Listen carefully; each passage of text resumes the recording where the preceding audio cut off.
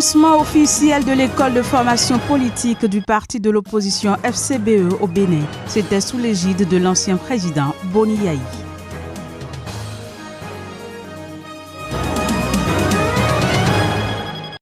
Le Burkina Faso renoue ses liens diplomatiques avec la Chine, et ce 3 jours après la rupture entre le pays ouest africain et Taïwan.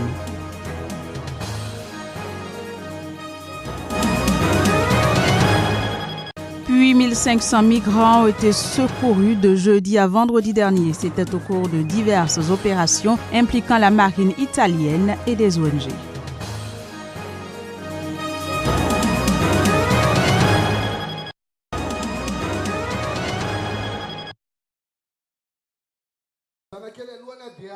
La Haute Cour constitutionnelle malgache a enfin tranché. Elle a décidé de maintenir le chef de l'État en place et a donné 10 jours au parti pour trouver un accord. Faute de quoi, passer le délai du 4 juin, le président Eri aura 7 jours pour dissoudre le gouvernement actuel et nommer un premier ministre de consensus, puis 7 autres jours de plus pour former un gouvernement de consensus. Une décision qui a tôt fait réagir la classe politique malgache. Environ 10 000 partisans du président Eri se sont rassemblés suite à l'annonce de la plus haute juridiction du pays. Pour les partisans du président de la République malgache, la décision de la Haute Cour constitutionnelle est une victoire en demi-teinte pour le pouvoir en place. Dans le camp de l'opposition, on estime que la Cour n'est pas allée assez loin dans sa décision. L'heure est donc désormais à l'attente et au suspense, en attendant que les deux parties interprètent l'accord politique qu'ils doivent trouver d'ici 10 jours, comme l'a ordonné la Haute Cour constitutionnelle du pays.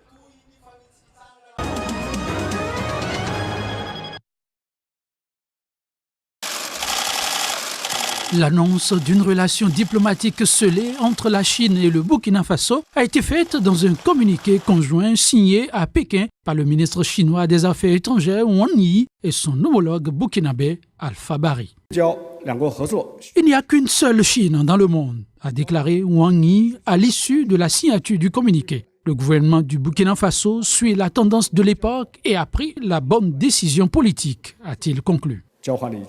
Les affaires étrangères, mesdames et messieurs. Qualifiant la Chine de plus importante économie du monde, Alpha Bari a dit espérer que le Burkina Faso tirera profit de cette nouvelle relation. Le burkinabé tirer profit de nos positions diplomatiques respectives. La signature de ce communiqué était largement attendue après la rupture annoncée jeudi par Ouagadougou des relations entre le Burkina Faso et Taïwan, qui n'a cessé de perdre du terrain ces dernières années au profit de la Chine dans les pays en développement. Pékin, quant à lui, ne cesse de renforcer sa présence en Afrique, désireux de garantir les approvisionnements cruciaux de matières premières et sources d'énergie pour la croissance de la deuxième économie du monde.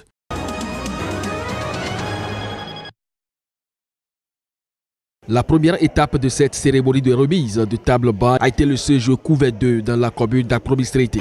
Dans ce collège où tout est à l'urgence, depuis la prise de service de la nouvelle administration scolaire, ce geste est perçu tel un vœu exaucé.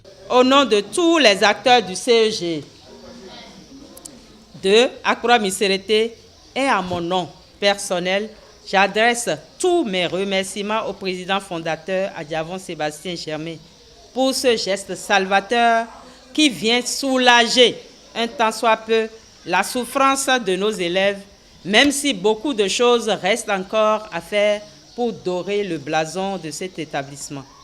À quelques kilomètres d'ici et pour la deuxième fois, la fondation ASG va faire un arrêt au CEG Ikmile.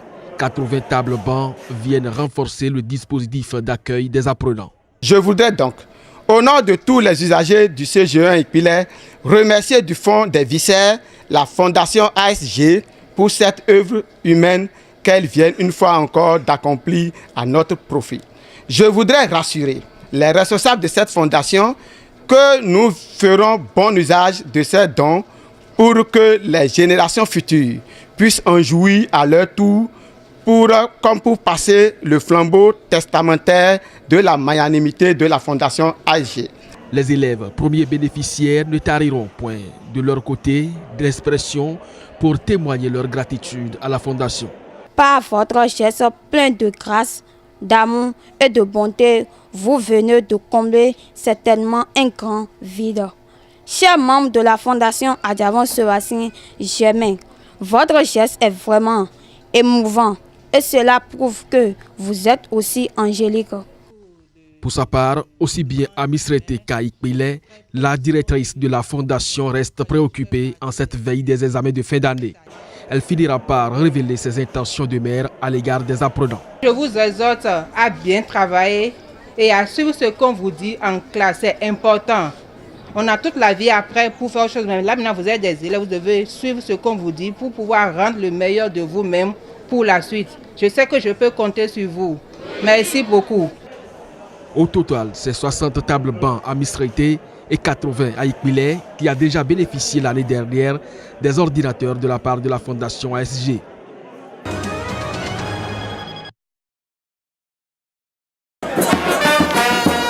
Trois mois après le congrès de Parakou, le parti FCBE n'a de cesse de battre le rappel des troupes. Sous la bannière de son président d'honneur, l'ancien président Thomas Boniaï, il fait cette fois-ci dans la concrétisation d'un de ses engagements, la création annoncée de l'école du parti à Pricor avec pour défi majeur la formation des militants en vue d'une relève de qualité. La politique de formation des militants du parti FCBE vise à contribuer à relever le niveau du débat politique national et à renforcer notre système démocratique. Réhabiliter les valeurs morales et républicaines indispensables au développement humain durable du Bénin. Outiller les militants à la base, les cadres et les leaders. Mandaté pour conduire les rênes du nouveau-né, l'ancien coordonnateur des FCBE. Le rôle de l'école, ça va être prioritairement de faire du militant FCBE un citoyen accompli. Normalement, chacun de nous devrait être imprégné d'une idéologie. Donc, quelle est l'idéologie autour de laquelle se rassemble le parti? Les cadres doivent savoir ça. Et ne pas penser que, bon, on est là, si c'est bon. Si ce n'est pas bon, on bondit à côté. Il a suffi qu'on ne se retrouve pas sur une liste pour aller aux élections. On bondit à côté pour dire, bon, ça ne m'intéresse pas. Et on bondit dans des organisations qui n'ont rien à voir avec celles qu'on vient de quitter. Alors, la question, c'est pourquoi on était là-bas? Pour le président d'honneur des FCBE, l'initiative reste une aubaine, surtout dans un environnement où des contre-valeurs semblent avoir pignon sur eux. Notre démocratie ne fonctionnera pas sans la conviction que chacun a la possibilité d'améliorer son niveau de vie. Ils nous ont parlé d'une école, mais pas n'importe laquelle, l'école politique. À connotation économique, sociale, véhiculant la paix dans notre pays, véhiculant la capacité de diriger notre pays pour l'avenir, la capacité de servir l'intérêt général et non de se servir. Lorsqu'on sort de cette école, on peut être apte à diriger le Bénin, apte à diriger le Bénin, notre chère patrie commune, parce qu'on aura appris les fondamentaux à l'endroit de la jeunesse. Nous devons avoir cette conviction que le meilleur peut arriver à tout moment si nous sommes prêts, si chacun est prêt à travailler avec acharnement. Dans la foulée, la question de la levée d'immunité parlementaire s'invite au pupitre. Que notre immunité soit levée ou pas, nous tiendrons ferme, car nous ne nous reprochons absolument rien.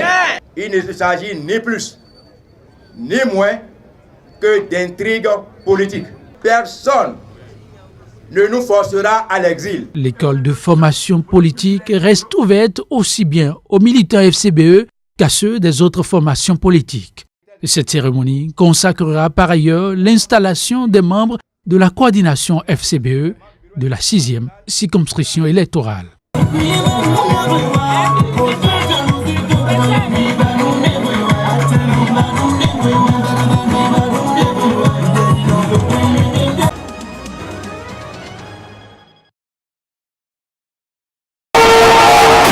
Véritable course-poursuite entre forces de l'ordre et manifestants très remontés contre le chef d'État comorien. Suspension de la Cour constitutionnelle, manifestation interdite, référendum et assignation à résidence d'un ex-président, ce sont là les principaux griefs contre Azali Assoumani. L'affaire fait des vagues dans le petit archipel pauvre de l'océan Indien.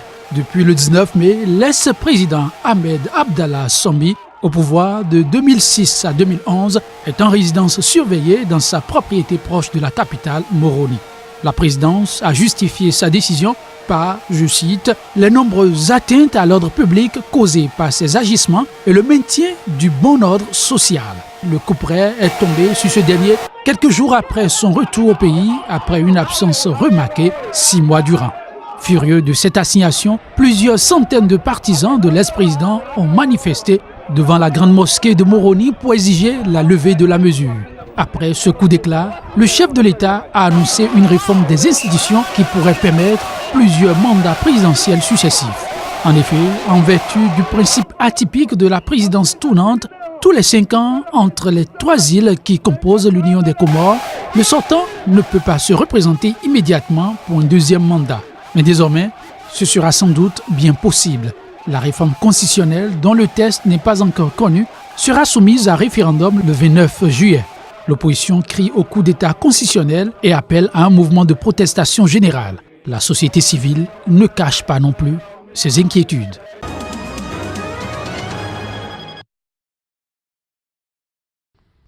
En l'espace de 2 jours, 7 opérations distinctes ont permis de secourir 1050 personnes qui naviguaient à bord d'embarcations de fortune. Les organisations non gouvernementales allemandes Sea-Watch et Sea-Eye ont ainsi raconté avoir secouru environ 450 personnes vendredi à bord de 3 canots surchargés. Au cours de l'intervention sur le 3e, l'arrivée d'une vedette libyenne a provoqué des tensions, certains migrants ayant sauté à l'eau pour éviter d'être reconduits en Libye. Mais la vedette est restée à distance et tous les migrants ont été secourus par les 2 ONG. Dans la journée de jeudi, un navire militaire italien a secouru 69 migrants qui ont ensuite été transférés sur l'Aquarius, navire des ONG SOS Méditerranée et Médecins sans frontières qui les a ensuite installés à bord mais continuaient de patrouiller dans la zone des secours. En outre, un navire militaire portugais engagé dans l'opération Triton de l'agence européenne Frontex a secouru 296 migrants jeudi